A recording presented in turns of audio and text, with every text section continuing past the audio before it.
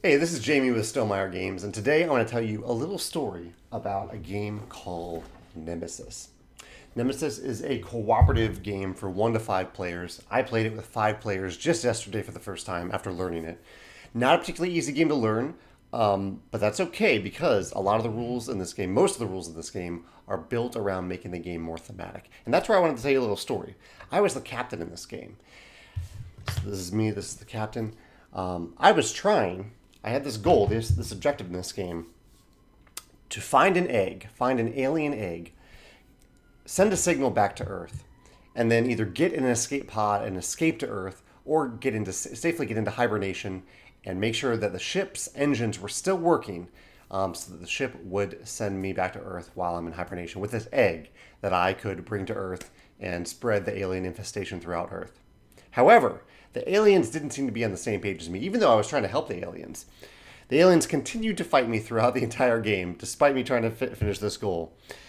I came into contact with the alien. I shot the alien with my ammo until I ran out of ammo, and then I continued to punch the aliens repeatedly, gaining more and more contamination cards, which I scanned several times. I even had surgery to remove an alien from my body.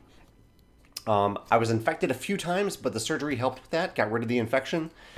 But I was never able to get that egg. I was never able to go over to the nest and get the egg. Instead, after punching one alien a bunch of times, another alien killed me. Now, I'm telling this story partially because, and this is only part of the story, this is my story in the game. There are other stories happening in this game as well. Because the game is so good at creating this emergent narrative. I said there are a lot of rules. There are a lot of rules in the game. But every rule in the game, or almost every rule in the game, is built around this idea of creating this emergent narrative. And I say emergent, I'm going to do a video about this soon, but I use the word emergent because there is very little text in the game. You're not reading a story. There's a little bit of flavor text on the cards. I think my objective had a nice, flavorful name to it. But there's very little written narrative in the game. Instead, the narrative is built into all these rules, all these different things that you're doing in the game, where the rules feel like the thing that you're doing. It felt like I was walking around a spaceship, exploring different rooms, finding these rooms that I had forgotten because I was in hibernation, and trying to accomplish my goal while fighting against these monsters, these intruders that were all over the ship. And I wanted to mention today, in particular, the things that I thought contributed to that narrative. I'll just go through the list real quick. The objective cards. Every player has 2 objective cards, and at a certain point in the game, I believe it's when the first intruder appears, you will choose one of those objectives, and that is your objective for the rest of the game. The other one gets discarded. The different wound cards in the game. There's a whole stack of wound cards where if you get wounded, or if you have I think it's called a major wound in the game, or a serious wound, you have a very specific wound that you carry around from then on. Like I had a leg injury. I kept getting these leg injuries. That made it hard for me to escape an alien if I was involved in combat with an alien. There are other wounds that you could get too. There were environmental changes that happened to the ship, like a fire would break out, malfunctions would break out, and a malfunction meant that you couldn't use the room that the malfunction was in. A fire meant that you would be dealt damage if you were in the same room as a fire. Fire was particularly neat though because fire could also deal damage to the aliens. And relating to that, the doors were also a thematic element that that contributed to this emergent narrative, because you could close doors behind you, you could break doors, you could trap aliens behind doors, so you could trap an alien in a room with doors and have a fire in that room, so the alien's just taking damage turn after turn from that fire, and the alien has difficulty breaking loose from that room. The ship engines. I mentioned that we needed to make sure the ship engines were working. We don't know that at the beginning of the game. We hope they're working, but we don't really know if they're working. Also, the ship destination. We don't know where the ship's AI has directed the ship at this time. There are a couple different destinations where it could be going. We hope it's Earth, but it's another reason to go to the cockpit and find out where it's going. And also to decide if you want to trust other players. If you have one player go to the cockpit, they look at where the ship is going, and they might tell everyone it's one thing, but you don't really know. You can even change the ship destination. So at the last minute, you could run over there and change the destination to the ship. There's also the idea that you can learn about the intruders in this game. The intruders are the aliens.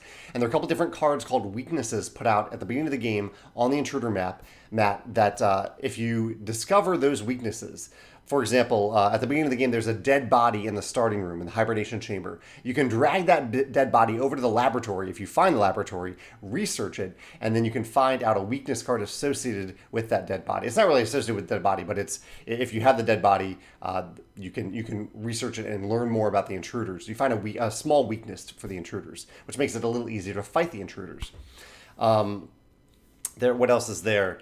There's also the contamination system that I mentioned. This is thematic too. So you're always wondering, am I actually contaminated or not? And mechanically, you have these contamination cards come up throughout your deck. You're cycling through this deck of cards that have these contamination cards in them, and you're wondering the whole time, am I contaminated? Am I not contaminated? You don't really know.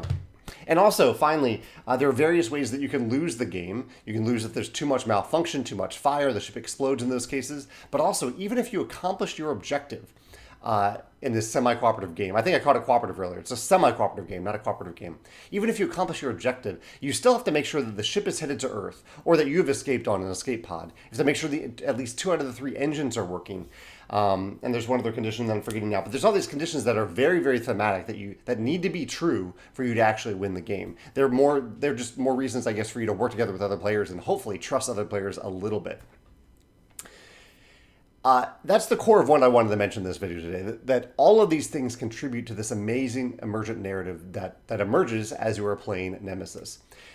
Sometimes it's a little too complex, sometimes it's a little too complicated, sometimes it was a little too frustrating. I definitely want to play again because I can see things that I messed up in this first play that were pretty frustrating at certain times in the game. But a large chunk of the game just flew by because we were so deeply immersed in this narrative of the game. A few other quick things I want to mention real quick before I duck away. One, I thought the hand management was really clever. You have this hand of cards that you're playing. Whenever you take an action, or most actions have a card cost. So if I have an action that costs 1, like normal movement, I need to discard a card from my hand. So that's a card that I can't use for something else. And whereas normally in the first round of the game when we played, we were like, okay, let's just play out our hand of cards. But then we realized that they're tied to another mechanism in the game. Whenever intruders show up, they can do a surprise attack on you if the number on the intruder card is greater than the number of cards in your hand. And so that gives you a reason to keep some cards in your hand, even at the end of your turn, and carry over those cards to your next turn, which is a choice that you can make. That can be good if you have a card that you want to play, but not on this turn. You can save it for the next turn. But also, just having those cards in hand and not taking a ton of actions that round can help you prevent those surprise attacks that intruders will try to do. I thought the rulebook was fantastic. Really, really great rulebook with a lot of little tips from the designer. Like there was even one little part in the setup where the designer was like, okay, you'll want to do these steps in order because you'll want to have your objectives in hand when you choose your character. I thought that was really, really clever to have those little tips throughout the rulebook. I thought the game was, despite the complications, the complexity of the game, I thought it was really easy to just start taking turns. I explained a few core concepts. I explained how we could lose, how we could win, and then we just started moving around the ship, and I explained the different actions from there. That was really, really helpful. The last thing that I thought was really, really cool, so thematic, this is another incredibly thematic thing. There are these, you have this bag of tokens, Intruder Tokens are in this bag. And that represents the intruders that are in the ship, but you don't know where they are yet, and they don't really know where you are yet. You're going to walk around making noise, and they're going to eventually find you. But so they're in this bag. So these represent the intruders that are in the bag. When they show up, so eventually they will start showing up, you'll draw the token out of the bag. It'll say, okay, there's an adult intruder in the same room as you, and you'll put this in the room. And that token stays out of the bag because that token is this intruder. That intruder is no longer creeping around the ship. It's there. You can see where it is. It's right here. You know the room that it's in. And some of those tokens can even evolve into higher, other levels of creatures. But I really like this idea that the tokens directly correlate with the intruders, whether or not they're in or out of the bag. And if you manage to kill the intruder, the token doesn't go back in the bag because the intruder's dead. The computer, and then the token just leaves the bag. So many fantastic thematic decisions in this game, Nemesis. If you were looking for a great example of a game with emergent narrative, I highly recommend playing Nemesis. Yeah, that's all I'll say for now. I'm going to do a video soon about emergent narrative where I'll talk a little bit more about this. But yeah, those are my thoughts on Nemesis. I'd love to hear your thoughts. If you can think of any other examples from the game of how it brings out that emergent narrative, or any other mechanisms that you just really like about the game, I'd love to hear your thoughts in the comments below. Thanks.